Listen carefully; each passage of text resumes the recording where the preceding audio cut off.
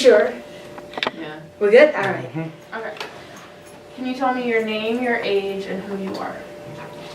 My name is Dorothy Petroulis. I'm 84. And I was a nurse consultant for the State Health Department. Oh, okay. I've retired, of course. Where did you grow up? On the eastern shore of Maryland. Ooh, It's a very calm, quiet place, except when there's a game going on. It's gotten a lot larger than it used to. yeah. How long have you lived in this area? Since 1961, September. Can you describe the community that you grew up in? The one I grew up in was a very small community of about 1,000 people. Hasbrook Heights was a lot larger by the time I got here, believe me. But we had a very small. Eastern Shore is beautiful, you know. It's just, and it's calm, and it's, you know. But everybody has their favorite games. My grandmother, who was nearly blind and nearly 90, would sit in a rocking chair by the radio and listen to her birds. The Orioles, Baltimore Orioles, she loved them. I think that's where I get my love of baseball. Yeah. Can you describe your education experiences in the schools you went to? Well, when I first went to elementary school, I had the teachers my mother did. It was very interesting. Occasionally, the principal came in one day when I was in 3rd grade and said, "Mary Phillips, come here." And all the kids are looking around. Said, "Nobody named that." And I get up and walk out, and they're saying, "What's my mother's name?" She couldn't remember mine. But it was a small school, and we had, as an escape, a fire escape kind of thing, it was a big tube on the 2nd floor that you had to go down in, and you had to practice it. The regular stairs, there weren't. I mean, there were inside, but not for a fire escape. And then when I went to, when we moved to Easton, which was all 30 miles away, a much bigger town, I only had 11 years of schooling because they didn't have kindergarten or 12th grade until the year after I graduated. So it was, the kids would be bused in from the farms, and I thought we had a pretty good education. And then I went back to Chestertown to a college called Washington College, which was actually, George Washington agreed to have his name on it and gave 30 golden guineas towards its founding. So it's, I think, the 10th oldest college in the country. How has schooling changed over the years since you were in school? Well, we did times tables. And one of my daughters really didn't want to do times tables. We finally set up a reel-to-reel recorder, and my husband made a tape where it was 1 by 2 and a space, and then she would have to say the answer, and it became a challenge. It's the only way she got through math. And she got through calculus in college, too, which we certainly didn't have, and they didn't either. Yeah. What do you miss most about the way it used to be? A little slower pace. But, and I do desperately miss the trees on the boulevard. Yeah, me too. It was, you know, quieter time. Who are some of the, best people that you've known from town? I've been thinking about that. I think Dr. Reglow and Dr. Sternbach, although he's still here, apparently. And Reverend Beamer, that was here for a while. I never got much into the main groups in town. My husband was not a joiner unless it had to do with the children. And then he was treasurer of the band parents for about 2 years. And he was on the Board of Ed for 6 and worked very hard to get a middle school, which we didn't get until after he was off. It was a real disappointment because one year, in one of them, we only lost by about 40 some votes. And we were very unhappy. But let's see, who else? See, I never really knew many of the politicians. I mean, I know Rose, but, you know, previously. And was never involved particularly in politics or anything. Do you remember any stories or legends about Hasbrouck Heights? I wish I could give you the date of this. One of my daughters reminded me of it. Was the last minute of the game, and I can't remember the name of the team, but we were down. And his name was Jimmy Spees, I think, did a Hail Mary. And went all the way down the field, and we caught it, and we won the game, and the opposing team was so devastated. But I'll tell you another one about football. We'd moved into the town with 9-month-old twin girls who were a devil to put to sleep. And the first or second Friday that we were here, we'd just gotten them to sleep. We were sitting down. It's 10 o'clock, you know. Oh, good. And all of a sudden, it sounded like the world erupted. There were sirens and horns and more noise than you could ever think. And of course, the kids woke up screaming. And finally, we called the cops and we said, "What is going on?" He said, "Well, it's the first game they've won in somewhere between 10 to 20 years. It's been that long since they've won a game at home. And I'm sorry, but I can't shut them up." Why did you move to Hasbrouck Heights? Well, I was living in New York, and I had met my husband in New Hampshire.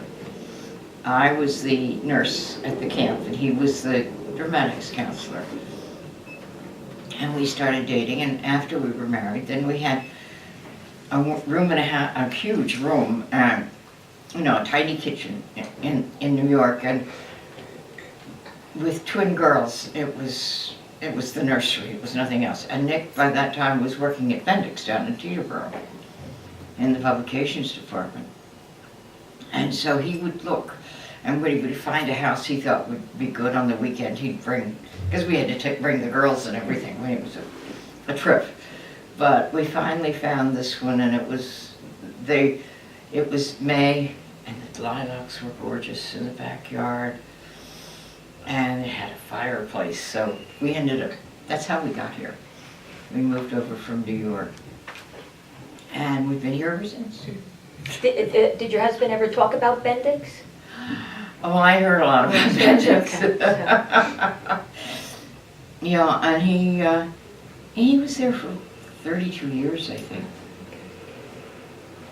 And he was involved in a lot of the space stuff, because he became chief editor and wrote, his group wrote all the manuals for whatever Bendix made. And he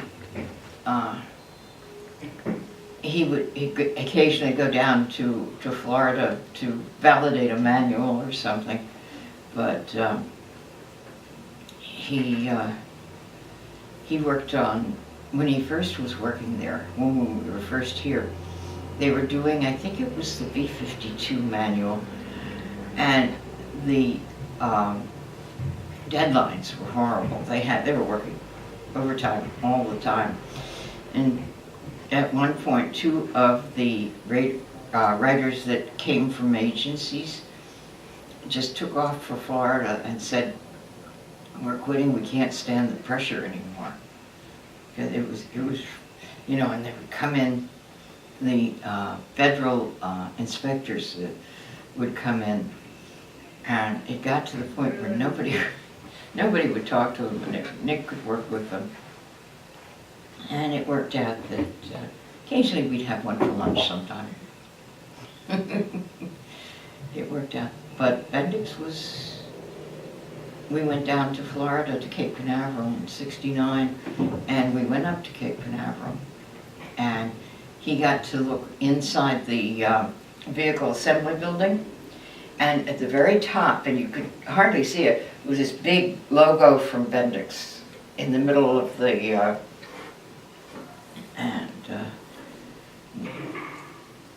we always stopped whenever there was someone who, or something that appealed to aviation. You know, he always had to go see that. But when we even went to the new Smithsonian, and he had been in Korea working on airplanes, and he was a radar chief.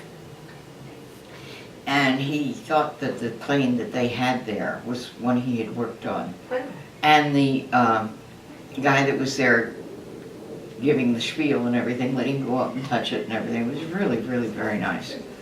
But that's how he got involved with aerospace anyhow. Interesting, interesting. So you moved here in '61. What have you seen change from then to today with Heights? Well, some of the stores have changed. Of course, the trees on the boulevard changed it. And the kids all walked to school when we were here, and when my kids were going to school, and now they're getting dropped off all the time, or they're taking the what do they call it, some kind of a school bus? Well, kids nowadays Uber to school. No. I'm the walking. Oh, the walking school bus, yeah. Mm-hmm. Yeah. I know, but there weren't very many things happening then as far as kids getting taken. There was one girl when my girls were, I guess, in juniors in high school that ended up being taken. They found her dead later. That was one of the first things I remember happening in town like that. But you could walk any place. You could walk day or night, there wouldn't be any problems. I used to, well, I had the two girls, and 2.5 years later I had a boy. So we would walk up to the A&P. And where was the A&P? Where the Rite Aid is now. It was very nice. It was a small one. It was almost not a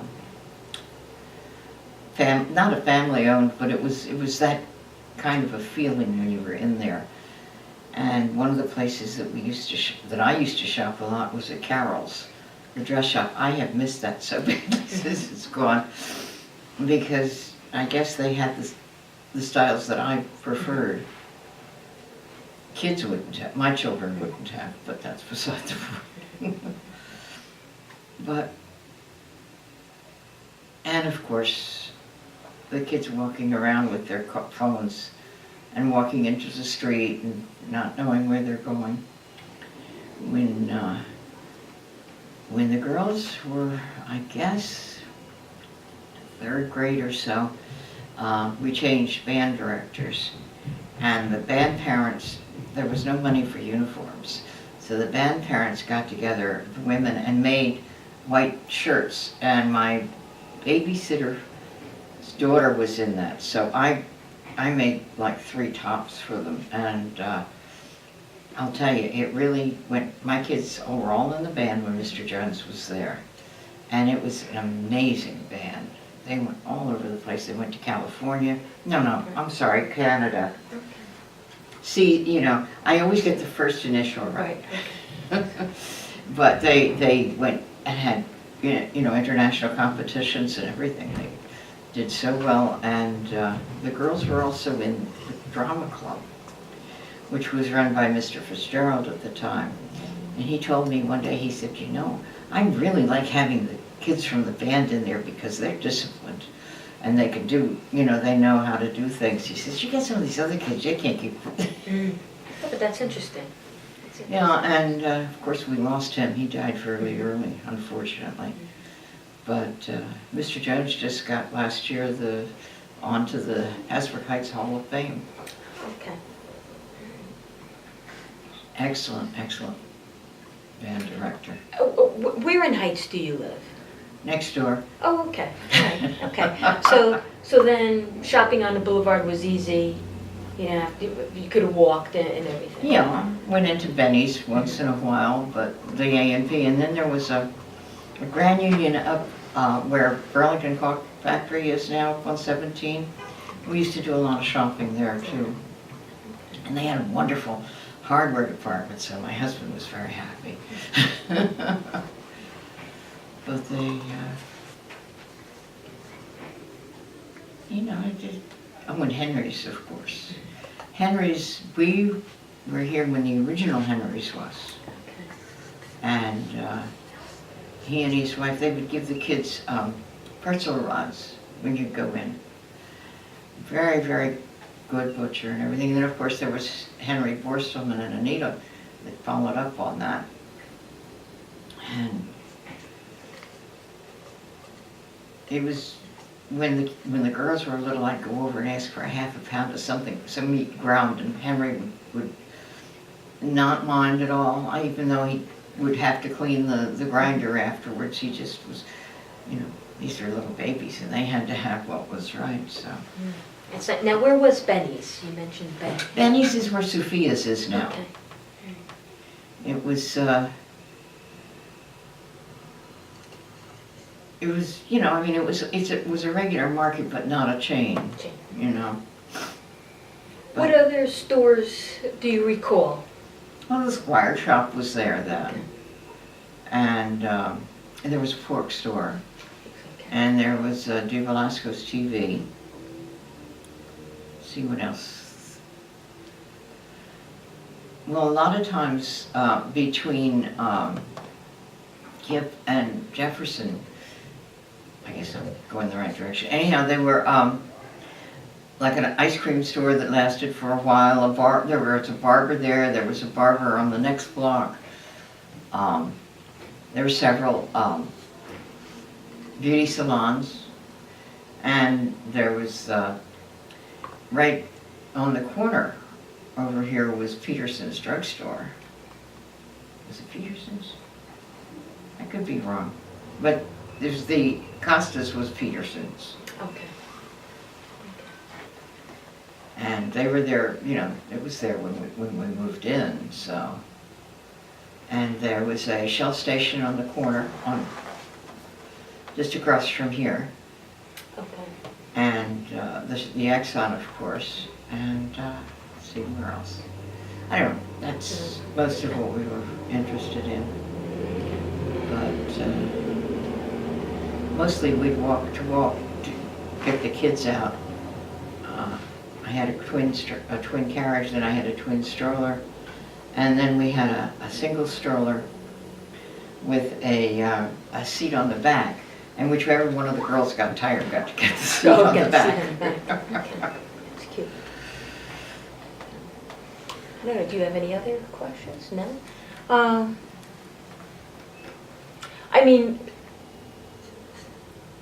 How about, did your daughters go to Euclid or Lincoln? They went to Lincoln Lincoln? School, Okay. and the reason I remember they walked all the time was my younger daughter was tinier, and one day she almost got blown away by the wind, and one day they called me and said, "Would you please come get her? She's crying, and she won't," come to find out what our neighbor across the street had asked her if she'd like a ride, and Susan got in, but Tina wouldn't. And she cried all the way home, and poor Mrs., the mother, I felt so badly. But somebody had said, "You're not supposed to get in with strangers," so she figured it was everybody. I think that was first grade. But they didn't block off the streets as much as they do now. But Mr. Parr was the principal then, and he was amazing. He really was. Did your kids come home for lunch? Yes, they did. And my husband did too, because it was only just down Franklin Avenue, really, and he would come up, and even when I was working, he would come home and have lunch. When your husband was on the Board of Ed, when was that? What I'm trying to think is, when the girls were in 3rd grade, they must have been about 8. So that would have been 68. Okay. 68 to 74 or whatever it was, somewhere around in there.